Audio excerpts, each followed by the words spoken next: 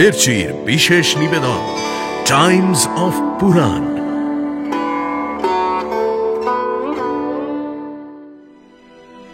শ্রীকৃষ্ণকে পরম ব্রহ্ম নয়, নিজের ছেলে মনে করে কল্যাণ কামনা করছেন এক উদ্বিগ্ন পিতা।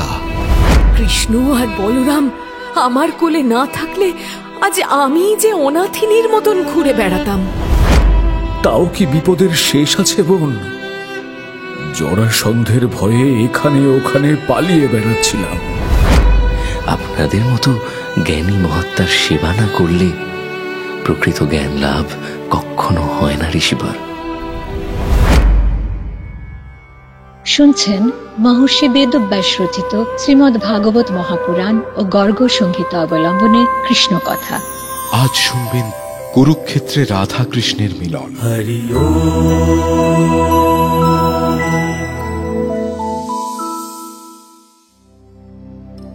পরীক্ষিত, মহারাজা পরীক্ষিত,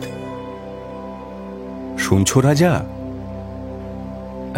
ক্ষমা করবেন আচার্যদেব, আপনার ডাক আমি শুনতে পাইনি। মন দিয়ে কি এত ভাবছো মহারাজ?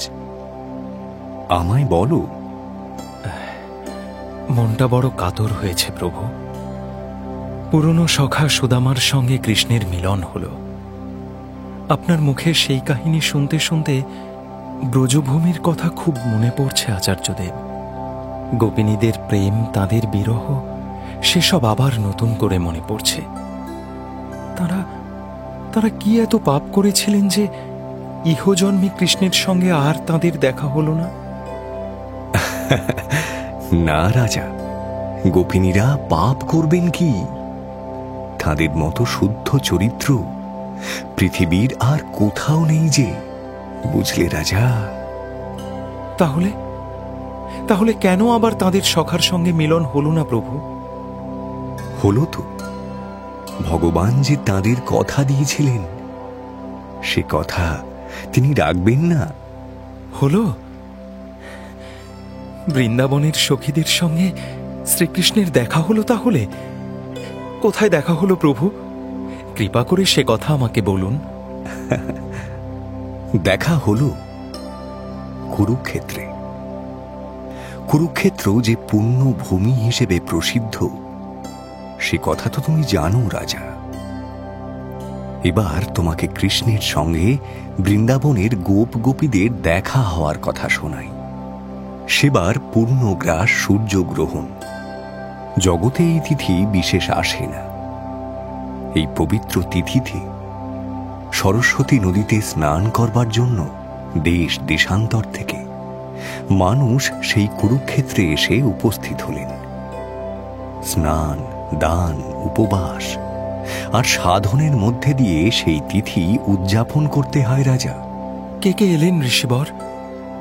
নন্দরাজা আর মা যশোদার সঙ্গে বৃন্দাবনের গোপ গোপিনীরা সকলে এলেন। কুন্তী, ধৃতরাষ্ট্র, গান্ধারী এলেন। দ্বারকা থেকে উগ্রসেন, বসুদেব এবং যাদব গোষ্ঠীর প্রায় সকলেই এলেন সেখানে। জননী দেবকী আর শত সহস্র পত্নীকে নিয়ে কৃষ্ণ আর বলরামও এলেন।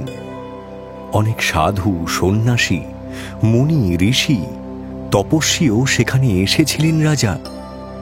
মৎস্য, উশিনর, কোশল, গান্ধার, বিদর্ভ, কম্বোজ প্রভৃতি অন্যান্য দেশের রাজারাও এসেছিলেন।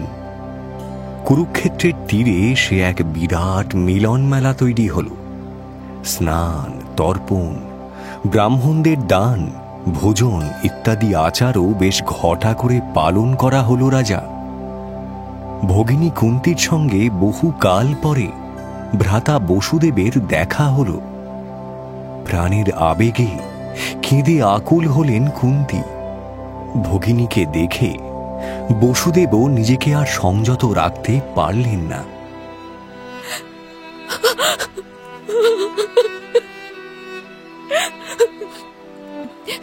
কোনো পরিজনই আমার খোঁজ খবর রাখেন না দাদা?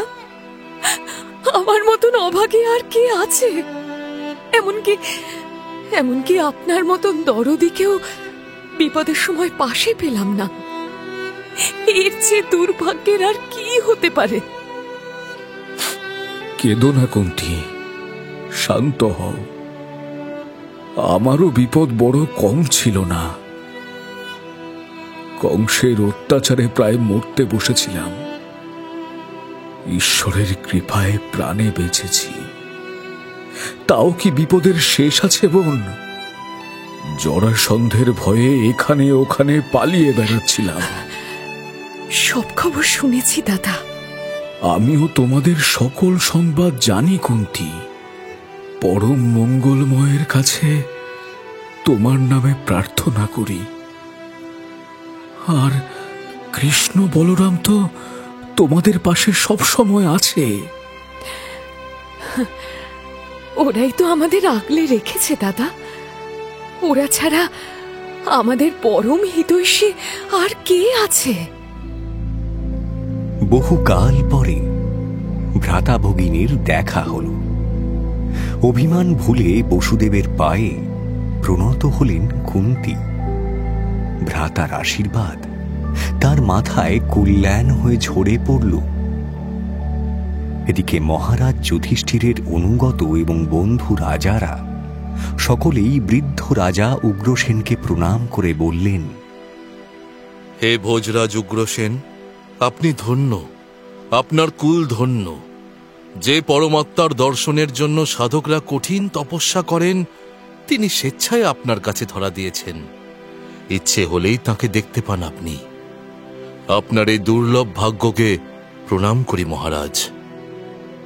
শ্রী ভগবান স্বয়ং আপনার অনুগত, আপনার ঘরে তিনি বিরাজ করছেন, এ কথা ভাবলেই আমাদের রোমাঞ্চ হয় মহারাজ। আপনাকে প্রণাম জানাই। নন্দ মহারাজ যখন শুনলেন যে কৃষ্ণ বলরাম দুজনেই কুরুক্ষেত্রে এসেছেন, তিনি আর স্থির থাকতে পারলেন না। গোপগণকে সঙ্গে নিয়ে কুরুক্ষেত্রের পথে চললেন তিনি। প্রচুর পরিমাণে দুধ, দই, ছানা, মাখন নিয়ে সকলে মিলে ধর্মক্ষেত্র কুরুক্ষেত্রে এসে উপস্থিত হলেন। নন্দ রাজাকে দেখে আনন্দে উদ্বেল হয়ে উঠলেন বসুদেব।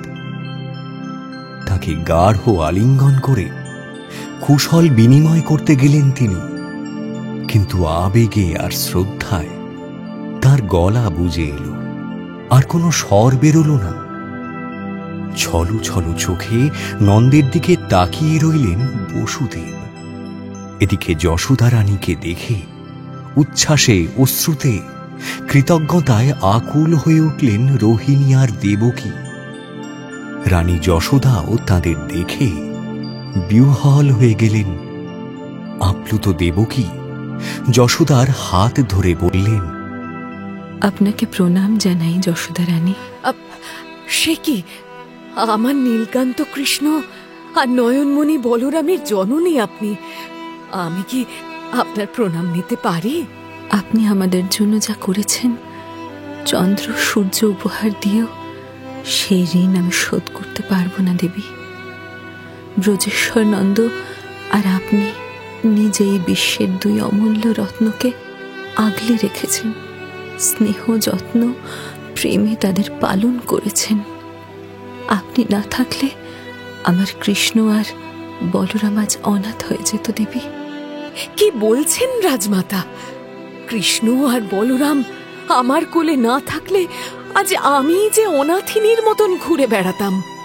আপনি ধন্য, আপনার আর দেবী রোহিণীর গর্ভ ধন্য। আপনাদের গর্ভকে আজ দেবতারাও প্রণাম করেন। আমি কৃষ্ণের গর্ভধারিণী হয়েও বলছি, কৃষ্ণ আর বলরামের আসল মা হলেন আপনি। আপনার মতো স্নেহ আমি ওদের দিতে পারিনি। কৃষ্ণের মা হিসেবে আপনার নামই উজ্জ্বল হয়ে থাকবে যশোদা রানী। আমি আপনার আড়ালে থেকেই সুখী। কি বিশাল, কি উদার! আহা, এমন না হলে পরমাত্মাকে গর্ভে ধারণ করেছেন তিনি। কোনো মূল্যেই এই বিশালতাকে মাপা যাবে না। কিন্তু ঋষিবর, আপনি যে বলেছিলেন বৃন্দাবনের গোপীদের সঙ্গেও এখানে শ্রীকৃষ্ণের দেখা হলো, এবার আমাকে সে কথা বলুন প্রভু। শোনার জন্য আমি উদ্গ্রীব হয়ে আছি। বলবো রাজা, বলবো। তারা যে তোমার থেকেও আরো বেশি উদ্গ্রীব হয়ে আছেন। এত কাল পরে বুক ভরে একবার নিঃশ্বাস নেবেন তারা। দু চোখের দৃষ্টি সার্থক করবেন যে, তাদের অর্ধ মৃত জীবনে আবার প্রাণের সঞ্চার ঘটবে। সেই পরশমণির আশাতেই তো তারা অপেক্ষা করে আছেন এতকাল। সেই মনোহর প্রেম সুন্দর নব দুর্বাদল শ্যামকে এবার দেখতে পেলেন তারা। এতকাল পরে আবার দেখা হচ্ছে। গোপীরা কি করলেন ঋষিবর? না রাজা, তুমি যা ভাবছো তা নয়। সামনাসামনি আলিঙ্গন তারা করেননি। সেই পরম রতন যে তাদেরই মনে বাস করেন রাজা, এবার বাইরেও তাকেই দেখছেন তারা। ভেতরে বাইরে আর কোনো পার্থক্য নেই যে, তাদের অপেক্ষা এবার সার্থক হলো, সার্থক হলো। জীবন তাদের যেন ধন্য হয়ে যাচ্ছে। সমস্ত আকাঙ্ক্ষা পূর্ণ হচ্ছে মনের অন্তরে। হরে কৃষ্ণ, হরে কৃষ্ণ, হরে কৃষ্ণ। শুধুই দেখা হলো প্রভু? গোপীদের সঙ্গে তাদের শ্যামসুন্দরের কোনো কথা হলো না? হ্যাঁ রাজা, তাও হয়েছে। গোপীরা তার দিকে তাকিয়ে তন্ময় হয়ে গেছেন। তাদের স্থূল শরীরটাই তখন ভাব শরীরে বদলে গেছে। হে দৃশ্য দেখে তাদের একান্তে সরিয়ে নিয়ে গেলেন কৃষ্ণ। কেমন আছো গো তোমরা? ব্রজের সকলে কুশলে আছো তো? আত্মীয়দের ডাকে আমাকে মথুরা চলে আসতে হয়েছে। তারপরে আরো নানান কাজে জড়িয়ে গেছি। তা তোমরা তো আমাকে ভুলেই গেছো। কি বলো সখীরা? আমরা তো তোমাকে ভুলেই গেছি শ্যাম। হ্যাঁ, ভুলেই গেছি গো। শুরুতে তোমাকে অনেক খুঁজেছি মাধব, অনেক খুঁজেছি। তারপরে আর খুঁজি না। তাহলে ভুল কিছু বলিনি, কি বলো? আমাকে আর তোমাদের দরকারই পড়ে না। ছলনা করছো মাধব। কেন তোমাকে খুঁজি না সে কথা তুমি জানো না? খুঁজতে খুঁজতে আমাদের চোখ যে এখন চতুর্দিকে তোমাকেই দেখে। তোমাকে ছাড়া আর কোথাও কিছু দেখতে পাই না আমরা। হ্যাঁ মাধব, আমাদের জগতে একমাত্র তুমিই আছো। সেখানে আমরা নিজেরাও নেই। তাহলে আর তোমাকে কোথায় খুঁজবো বলো? তোমার কথা ভাবতে ভাবতে আমাদের রোমকূপ অব্দি কৃষ্ণ কৃষ্ণ করে। তাহলে আর নতুন করে কোথায় খুঁজবো তোমায়? তাহলে আমার প্রতি তোমাদের আর কোনো অভিমান নেই তো সখী? এই প্রশ্ন কেন করছো কৃষ্ণ? অভিমান করতে গেলেও তো একজন অভিমানের পাত্র আর একজন অভিমানীর প্রয়োজন। দুজন না হলে কে কার উপর মান করবে মাধব? আমাদের জগতে তো কোনো দুই নেই, শুধুই এক আছে কৃষ্ণ। আমরা নিজেরাও তো নেই সেখানে। দেখো সখীরা, মিলন আর বিচ্ছেদ সবটাই ঈশ্বরের ইচ্ছে। সেখানে কারো কোনো হাত নেই। কিন্তু দেখলে তো আমি অকৃতজ্ঞ নই গো। আমি শরীরটা নিয়ে চলে এলেও সেই তোমাদের কাছেই রয়ে গেছি। তোমাদের ছেড়ে আসিনি আমি। আমরাও তোমাকে ছেড়ে নেই মাধব। সখীরা, তোমরা সকলে আমার সেই একান্ত প্রেম লাভ করেছ। তোমরা ধন্য হয়ে গেছো সখী। এই জগতের যেখানে যা কিছু দেখছ, সব জায়গায় আমি আছি। আমার বাইরে আর কিছুই কোথাও নেই। ঘট পট, দৃশ্য অদৃশ্য, জড় চেতন, সমস্ত বস্তু আর প্রাণীতে এক আমিই রয়েছি। আমার প্রতি প্রেম জাগলে তবেই সর্বত্র কৃষ্ণময় দেখা যায়। তুমি আমাদের আত্মার আত্মা মাধব, আমাদের রক্ত মাংস মজ্জা সব তুমি, সব তুমি, সব তুমি। পঞ্চভূত নিয়ে প্রাণীদেহ তৈরি, তারাই এই দেহের মূল উপাদান। আর দেহের ভিতরে জীব রূপে আত্মা অবস্থান করে। কিন্তু আমি তাদের থেকে আলাদা সখী। তারা সকলেই আমার ভিতরে অবস্থান করে, কিন্তু আমি অবিনাশী, কোনো কিছুতেই আমি লিপ্ত হই না। তোমরা আমাকে এইভাবে চিন্তা করো। একান্তে গোপীদের আধ্যাত্ম জ্ঞানের উপদেশ দিলেন কৃষ্ণ। তন্ময় হয়ে সেই উপদেশ শুনতে শুনতে গোপীদের জীবকোষ মানে লিঙ্গ শরীর বিনষ্ট হল। তারা এবার শ্রীকৃষ্ণের সঙ্গে একাত্ম হয়ে গেলেন। চিরকালের জন্য তাদের কৃষ্ণ লাভ হল। আর রাধারানী, তিনি এই কুরুক্ষেত্রে আসেননি প্রভু? তার সঙ্গে শ্রীকৃষ্ণের দেখা হলো না? এসেছিলেন রাজা, এসেছিলেন।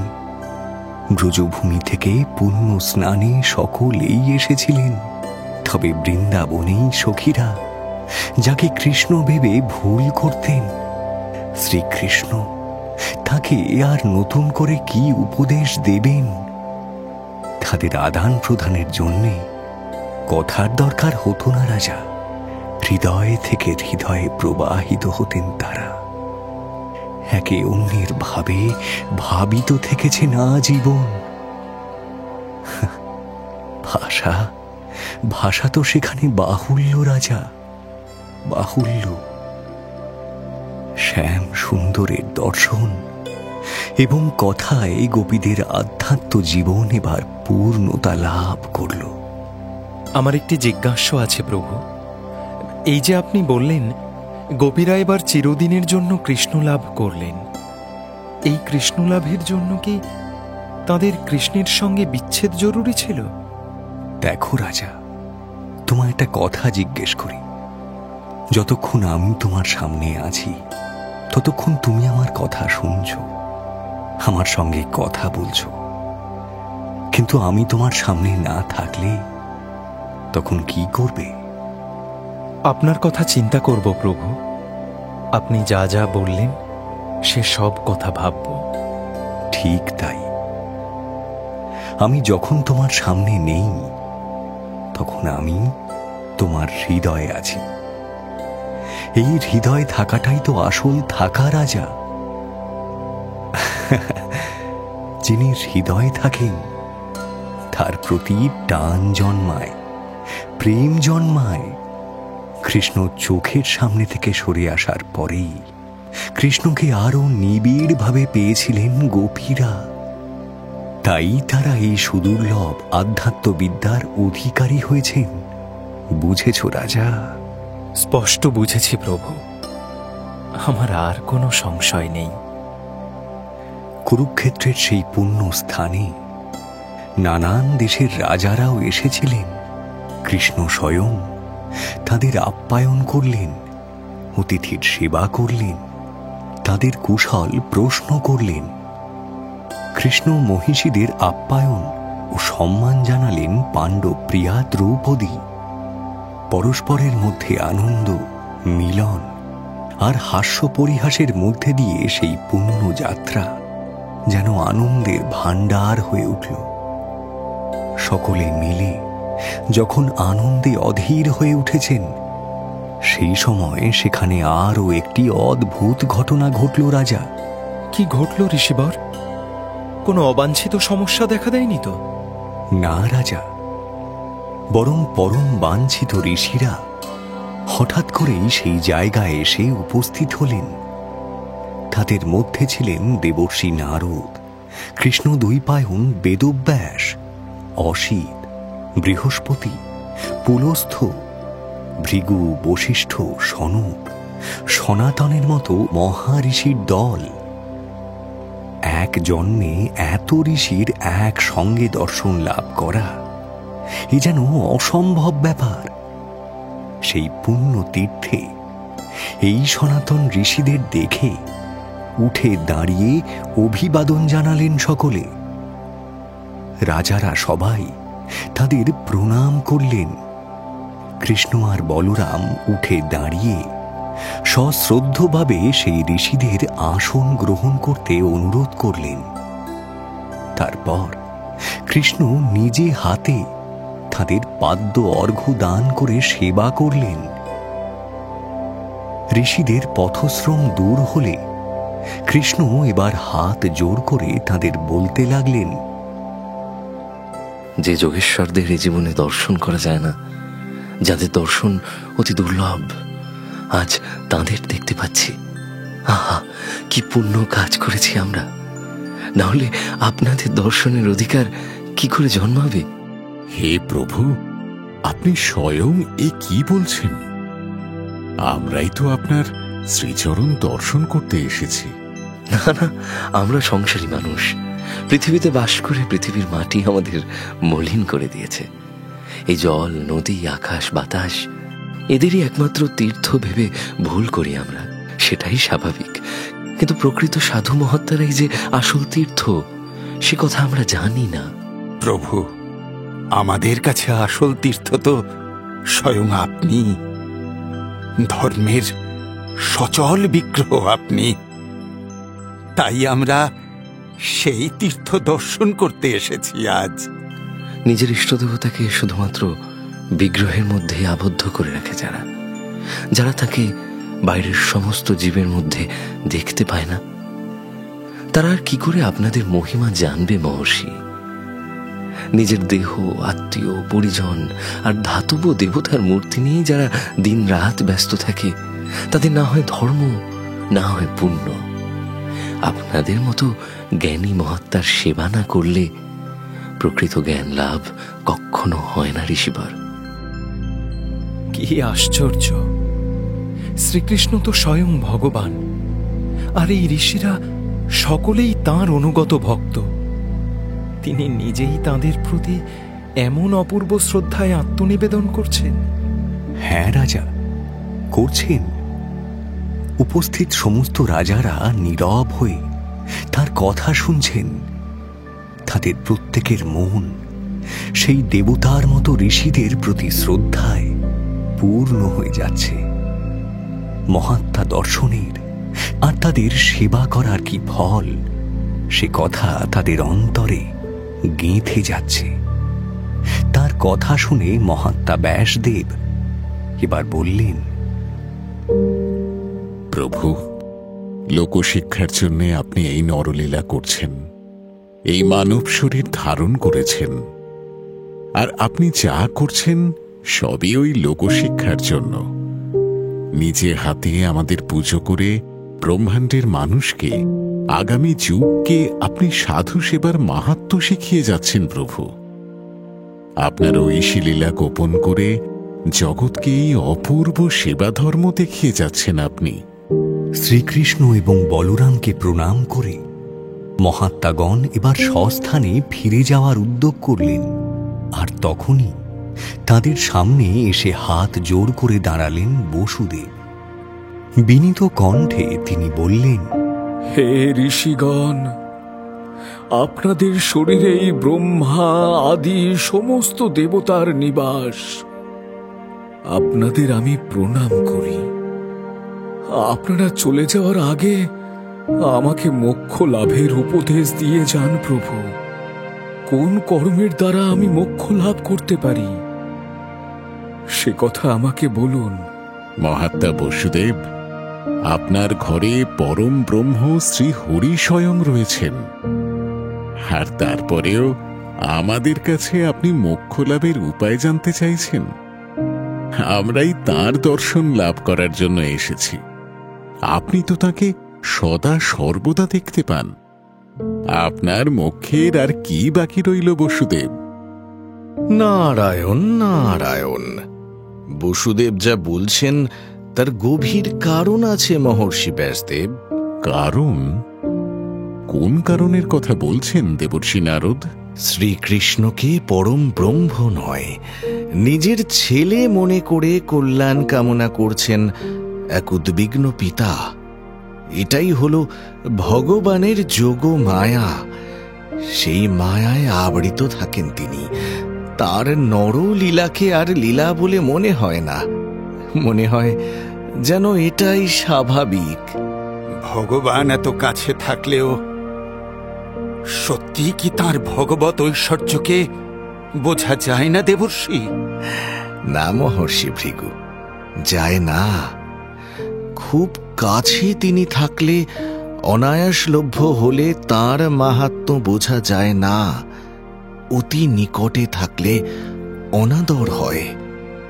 গঙ্গার খুব কাছে যে থাকে সে কিন্তু পুণ্য অর্জনের জন্য অন্য তীর্থে যায়, দেখেননি? সেখানেও হয়তো গঙ্গা স্নান করছে, কিন্তু নিজের ঘরের কাছে করবে না। আপনি যথার্থ বলেছেন দেবর্ষি। তাহলে এখন আমাদের কর্তব্য কি? আপনারা দয়া করে মহাত্মা বসুদেবের জিজ্ঞাসার উত্তর দিয়ে যান মহর্ষি। যথাজ্ঞা দেবর্ষি। তবে আমি প্রার্থনা করছি মহর্ষি ব্যাসদেব যেন বসুদেবের এই প্রার্থনা পূরণ করেন। হে বসুদেব, মুক্তিলাভের জন্যে আপনাকে কর্মফলের পারে যেতে হবে। কর্ম এবং ফলের আকাঙ্ক্ষাকে নিবৃত্ত করতে হবে। তা কি করে সম্ভব? আমাকে দয়া করে বলুন কৃষ্ণ দ্বৈপায়ন বেদব্যাস। যজ্ঞ করুন বসুদেব। যজ্ঞের অধিপতি শ্রীবিষ্ণুর আরাধনা করুন। তার প্রতি শ্রদ্ধা এবং নিবেদন জাগলেই আপনার মনোবাসনা পূর্ণ হবে। ন্যায়সিদ্ধ পথে যা উপার্জন করেছেন সেই সম্পদ দিয়েই যজ্ঞেশ্বর নারায়ণের অর্চনা করতে হবে। এছাড়া ব্রাহ্মণ, ক্ষত্রিয়, বৈশ্যের আর কোনো মুক্তির পথ নেই। শাস্ত্রে একেই ধর্ম বলা হয়েছে। এই যজ্ঞ করার জন্য আমাকে কি তপবনে যেতে হবে প্রভু? আপনার মন থেকে সমস্ত কামনা বাসনার নিবৃত্তি না ঘটলে তপবনে গিয়েও কোনো ফল হবে না বসুদেব। তাহলে আমার ভোগের ইচ্ছা নিবৃত্ত হবে কি করে? দান আর যজ্ঞের মাধ্যমে স্ত্রী পুত্রের কামনা, স্বর্গের কামনা, লোকমান্য হওয়ার কামনা ত্যাগ করা যায় বসুদেব। গৃহস্থাশ্রম থেকেই এই ত্যাগ অভ্যাস করে তবে তপবনে যেতে হয়। তবে গৃহত্যাগের আগে দেবঋণ, ঋষিঋণ আর পিতৃঋণ শোধ করে যাওয়া কর্তব্য। যজ্ঞ, অধ্যয়ন এবং সন্তান উৎপাদনের মধ্যে দিয়ে এই তিনটি ঋণ শোধ করা যায়। হে মহাত্মা, দেবতুল্য ঋষিগণ, আপনাদের আমি অবনত হয়ে প্রণাম করি। আপনাদের আদেশ পালন করব। আমি যজ্ঞ করব। দয়া করে আপনারা আমার সেই যজ্ঞ সম্পাদন করুন। আমার ঋত্বিক হন আপনারা। বেশ, তবে তাই হোক। ঋষিরা এবার স্নান করে শুদ্ধ হয়ে বসুদেব আর তার অষ্টাদশ পত্নীকে নিয়ে যজ্ঞ শুরু করলেন। মহিষী এবং পুত্রদের নিয়ে স্বয়ং শ্রীকৃষ্ণ আর বলরাম সেই যজ্ঞস্থল আলো করে রইলেন। অন্যান্য রাজন্যবর্গ, যাদববংশীয় বীরগণ, গোপ গোপীরা সকলেই এই মহান যজ্ঞস্থলে উপস্থিত হলেন। যজ্ঞের শেষে ব্রাহ্মণদের বহু কিছু দান করলেন বসুদেব। তারপর সারমেয় থেকে শুরু করে ব্রাহ্মণ্য বর্গ অবধি সকলকে নিজের হাতে অন্ন পরিবেশন করলেন। বসুদেবের এই যজ্ঞ দেখে উপস্থিত সকলেই ধন্য ধন্য করতে লাগলেন। এইভাবেই কুরুক্ষেত্রের সেই পুণ্য তিথি একসময় শেষ হল। অন্যান্য অতিথিবর্গ বিদায় নিলেন। এবার নন্দ মহারাজ বসুদেবের কাছে এসে বিদায় প্রার্থনা করলেন। মহাত্মা বসুদেব, এবার আমাদের বিদায় দিন। ব্রজভূমিতে ফিরে যাবার সময় হলো। না ভ্রাতা, আপনাকে আমি কোন মুখে বিদায় দেব? আপনার প্রতি যে দুর্বিনীত আচরণ আমি করেছি, সেই আচরণের প্রায়শ্চিত্ত না করে কি করে বিদায় দেব বলুন? সে কি, আপনি তো কোনো অন্যায় করেননি বসুদেব।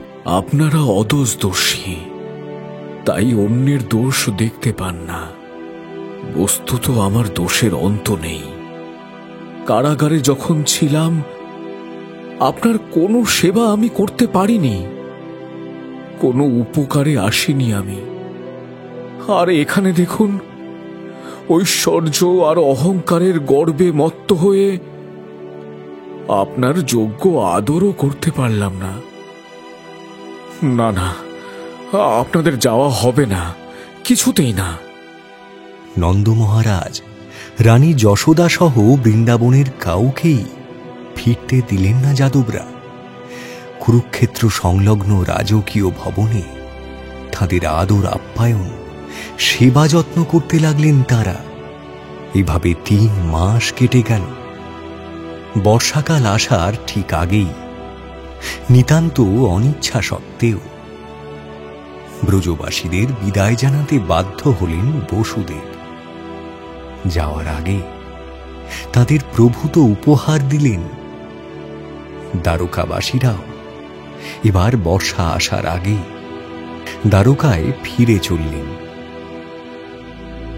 ব্যাসদেবের মতো মহাত্মাদের মুখ থেকে শ্রীকৃষ্ণের যে কথা শুনলেন বসুদেব, তা কি পরে আর তার মনে ছিল প্রভু?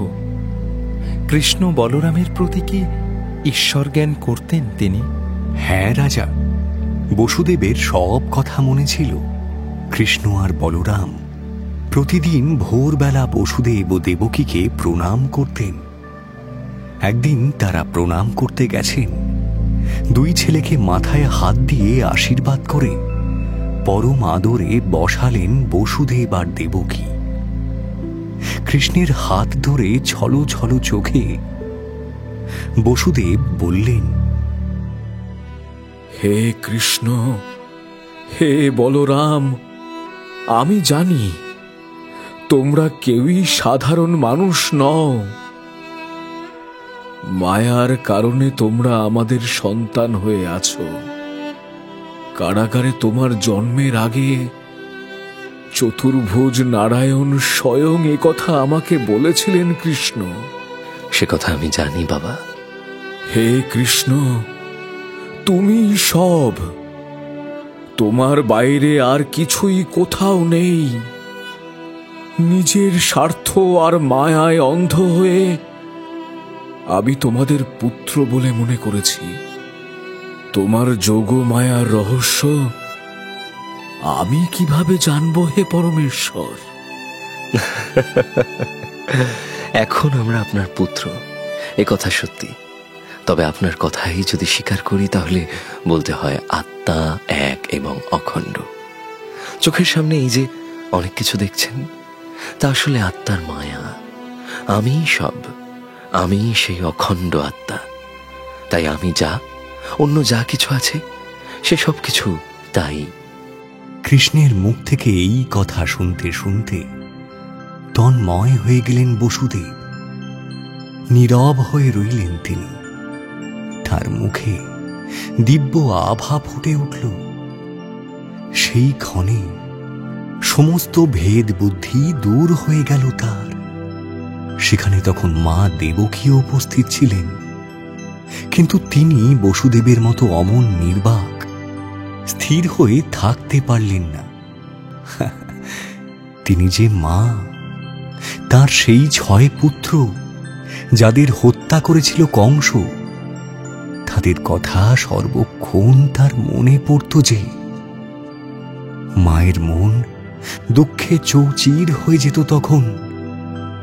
কৃষ্ণের নিজের মুখে তার ঐশ্বরত্বের কথা শুনতে শুনতে সেই মৃত সন্তানদের কথা আবারও তার মনে পড়ল। ছলো ছলো চোখে তিনি বললেন, কৃষ্ণ, বলরাম, তোমরা মানুষ নও বাবা, তোমরা সাক্ষাৎ ঈশ্বর। অত্যাচারীদের বিনাশ করার জন্যে আমার গর্ভে এসেছ তোমরা, কিন্তু পবিত্র সাধু সজ্জনদের উদ্ধার করাও তো তোমাদের ব্রত। হ্যাঁ মা, সজ্জন নিরপরাধ মানুষদের উদ্ধার করতেই আমরা এসেছি।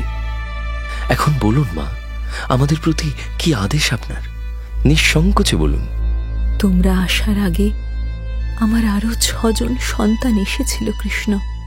কংস তাদের সকলকে মেরে ফেলেছে, তাদের মুখও আমি দেখতে পাইনি বাবা।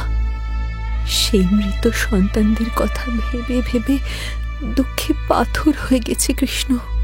পারো বাবা, আমার সেই 6 জন সন্তানকে ফিরিয়ে দিতে পারো বাবা? আপনি দুঃখ করবেন না মা, আপনার আদেশ আমরা পালন করব, আপনি নিশ্চিন্তে থাকুন। মায়ের ইচ্ছা শুনে কৃষ্ণ আর বলরাম এবার যোগমায়ার সাহায্য নিয়ে পাতালের সুতল লোকে প্রবেশ করলেন। সেই লোকের রাজা হলেন বলি। পরমাত্মা কৃষ্ণ এবং অনন্ত নাগ বলরামকে অযাচিতভাবে সেই লোকে আসতে দেখে আনন্দে অধীর হয়ে গেলেন বলি। তার আত্মীয় পরিজন সভাসদ সকলকে নিয়ে কৃষ্ণ আর বলরামের চরণে সাষ্টাঙ্গে প্রণত হলেন তিনি।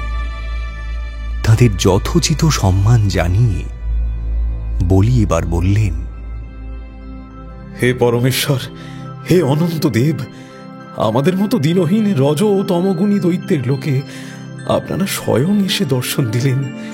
আমরা ধন্য হয়ে গেলাম প্রভু, ধন্য হয়ে গেলাম। আপনাদের সেবা করার মতো সামর্থ্য আমার নেই, তবু নিজ গুণে কৃপা করে বলুন, আপনাকে আমি কি দান দিতে পারি? প্রজাপতি মরীচির 6 জন পুত্রকে অভিশাপ দিয়েছিলেন ব্রহ্মা। তারা সকলেই দৈত্যরাজ হিরণ্যকশিপুর পুত্র হয়ে জন্মেছিল। যোগমায়ার প্রভাবে সেই 6 জন এখন দেবকীর গর্ভে জন্ম নিয়ে কংসের হাতে নিহত হয়েছে। এখন তারা আপনার কাছে আছে দৈত্যরাজ। আগে হ্যাঁ প্রভু, দেবকী মাতার সন্তানরা এই রাজ্যেই সুরক্ষিত আছেন। তাদের জন্য আমার মা দেবকী দিবারাত্রি শোক করে চলেছেন। মায়ের সেই শোক নিবারণের উদ্দেশ্যেই আমরা তাদের নিতে এসেছি দৈত্যরাজ। তারা এবার শাপমুক্ত হয়ে দেবলোকে ফিরে যাবে। আমি এখনই তাদের আপনার কাছে নিয়ে আসছি প্রভু। দৈত্যরাজ নিজে গিয়ে কৃষ্ণের সেই 6 জন সহোদরকে সঙ্গে নিয়ে এলেন। তারা হলেন শর, উদ্গীত, পরিসঙ্গ, পতঙ্গ, ক্ষুদ্রভৃত এবং ঘৃণী। তাদের সকলকে নিয়ে কৃষ্ণ আর বলরাম এবার দ্বারকায় ফিরে এলেন। সন্তানদের দেখে মা দেবকীর বাৎসল্য উথলে উঠল। তিনি দুগ্ধবতী হয়ে উঠলেন। সেই 6 বালক এবার মায়ের স্তন দুগ্ধ পান করলেন। সেই দুগ্ধের গুণে এবং সাক্ষাৎ নারায়ণের স্পর্শে তারা আত্মজ্ঞান লাভ করলেন। তারপর দেবকী, বসুদেব এবং বলরাম ও কৃষ্ণকে প্রণাম করে তারা সকলে দেবলোকে চলে গেলেন। এবার শান্ত হলেন দেবকী। তার সেই দুঃসহ শোক নিবারিত হল রাজা। আমার একটি প্রশ্ন আছে প্রভু। ত্যাগীশ্বর মহাদেবের অর্চনা যারা করেন তারা সম্পদে পূর্ণ হয়ে যান, কিন্তু ঐশ্বর্যবান নারায়ণের আরাধনা করলে ভক্তরা শূন্য আর নিঃস্ব হয়ে যান। এর কোনো যুক্তি আমি খুঁজে পাইনি আচার্যদেব। কৃপা করে আমার সংশয় ভঞ্জন করবেন। রাজা, তোমার পূর্বপুরুষ মহারাজ যুধিষ্ঠিরও ঠিক এই একই প্রশ্ন শ্রীকৃষ্ণকে করেছিলেন। আবার এতকাল পরে তুমিও সেই একই প্রশ্ন করছো রাজা। তিনি কি উত্তর দিয়েছিলেন প্রভু?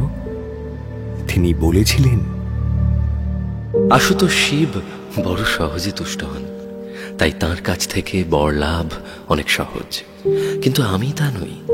আমাকে এত সহজে প্রসন্ন করা যায় না মহারাজ। ভক্তকে আমি পরীক্ষা করে থাকি। আমার সাধনা যে করে তার সম্পদ আমি বিনাশ করি। এরপরও যদি সে আমাকে তার ইষ্টজ্ঞানে ভজন করে তার ভার আমি বহন করি রাজন। কিন্তু কেন প্রভু? ভগবান তো পরম করুণাময়, তাহলে ভক্তের প্রতি তিনি এত কঠিন কেন ঋষিবর? কঠিন নন রাজা। ভক্তের পার্থিব মোহ নাশ করে তিনি তাকে ব্রহ্মবিদ্যা দান করেন। সম্পদ থাকলেই কামনা বাসনা থাকবে, তাই সম্পদের বিনাশ করে তাকে একনিষ্ঠ ভগবদ মুখাপেক্ষী করে তোলেন তিনি, যাতে তার আর কোনো কামনাই না থাকে। যুগে যুগে তিনি এসে তার ভক্তদের উদ্ধার করেন। বুঝলে রাজা? হে প্রভু, যুগে যুগে তিনি কি রূপে এসেছেন দয়া করে আমাকে বলুন। কৃষ্ণ পিতা বসুদেব এই একই প্রশ্ন করেছিলেন দেবর্ষি নারদকে। নারদ মুনি তাকে যা বলেছিলেন তোমাকেও আমি সে কথা শোনাচ্ছি রাজা। জগতের কল্যাণের জন্য সৃষ্টির শুরুতে শ্রীহরি এসেছিলেন হংস, দত্তাত্রেয়, সনক, সনন্দ, সনৎকুমার, সনাতন এবং ঋষভ রূপে। তারপর এসেছেন হয়গ্রীব অবতার হয়ে। প্রলয়ের সময় মৎস্য অবতারের কথা তো তুমি শুনেছ রাজা। এরপর বরাহ রূপে এসে পৃথিবীকে ধারণ করেছিলেন শ্রীহরি।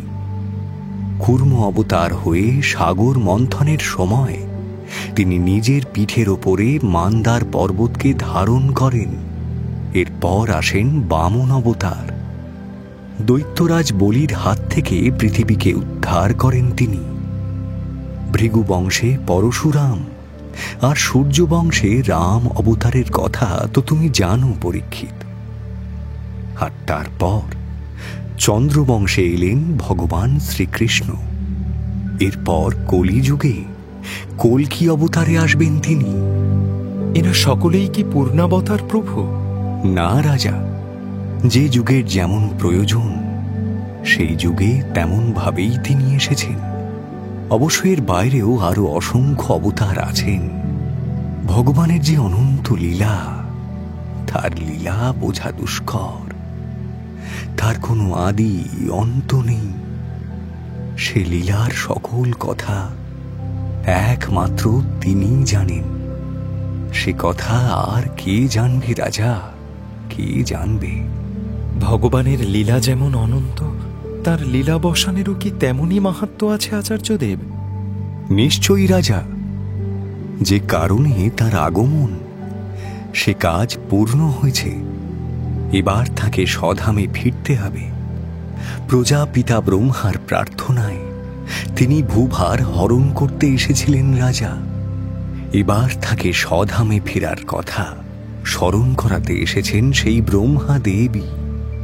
যদু বংশ ধ্বংস করে তবে তিনি স্বধামে ফিরবেন। মুকুন্দ মুরারি স্বয়ং সৃষ্টিকর্তা ব্রহ্মাকে এই কথা জানিয়েছেন রাজা। এদিকে দ্বারকায় এবং যদুবংশের মধ্যে নানান দুর্লক্ষণ দেখা দিয়েছে। আর কেউ সে কথা বুঝতে পারেনি আচার্যদেব? না পরীক্ষিত, একমাত্র উদ্ধব ছাড়া। সেই ভয়ঙ্কর দুঃসংবাদের আঁচ অন্য কেউ পাননি। উদ্ধবকে শ্রীকৃষ্ণের ছায়া বলতে পারো। নারায়ণের পরম ভক্ত তিনি নিজেও মহান সাধক।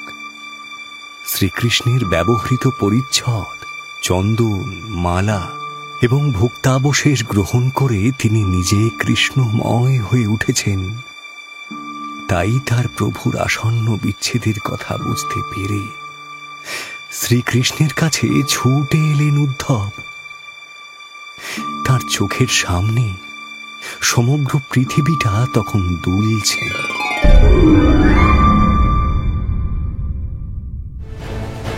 উদ্ধবের আশঙ্কাই সত্যি হবে। মর্তলোক ছেড়ে চলে যাবেন কৃষ্ণ এবং বলরাম। বাসুদেবের মুখ থেকে এই কথা শুনে ব্যাকুল উদ্ধব তার মুক্তি ভিক্ষা করলেন। তিনিও আর থাকতে চান না। কিন্তু না, এই একমাত্র যদুবংশীয়কেই পৃথিবীতে থাকতে হবে। শ্রীকৃষ্ণের তেমনই আদেশ। তার নারায়ণকে ছেড়ে কেমন করে থাকবেন উদ্ধব? এবার তাকে গুহ্য কথা বলতে বসলেন শ্রীহরির সঙ্গে। পৃথিবীর কেউ সে কথা শোনেনি। কি বললেন তিনি, সে কাহিনী নিয়ে ফিরে আসছি আগামী পর্বে। শুনলেন মহর্ষি বেদব্যাস রচিত শ্রীমদ্ ভাগবত মহাপুরাণ ও গর্গ সংহিতা অবলম্বনে কৃষ্ণ কথা। মুখ্য ভূমিকায় সুখদেব শুভজিৎ চ্যাটার্জি, পরীক্ষিত স্পন্দন দাস, বসুদেব মলয় দেবনাথ, যশোদা চৈত্রী ব্যানার্জি, দেবকী মেহুলী সরকার, সখী অধ্যায় সাহা, কৃষ্ণ গৌরব তপাদার, ব্যাসদেব সঞ্জয় দত্ত, নারদ সোমক রায়, নন্দ সুদীপ্ত ঘোষ, বলি কৌশিক ব্যানার্জি। নাট্যরূপ মহুয়া বন্দ্যোপাধ্যায় ও সুজাতা ভট্টাচার্য। শব্দগ্রহণ ও আবহ সত্যজিৎ সেন। শব্দ পরিকল্পনা ও মিশ্রণ সব্যসাচী মুখার্জি। পরিচালনায় শাওলি মজুমদার। সৃজনশীল পরিচালনা ইন্দ্রাণী চক্রবর্তী। প্রযোজনা প্যাস্টেল এন্টারটেইনমেন্ট। টাইমস অফ পুরাণ আপনার জন্য মির্চি বাংলা ইউটিউব চ্যানেল এবং গানা অ্যাপে।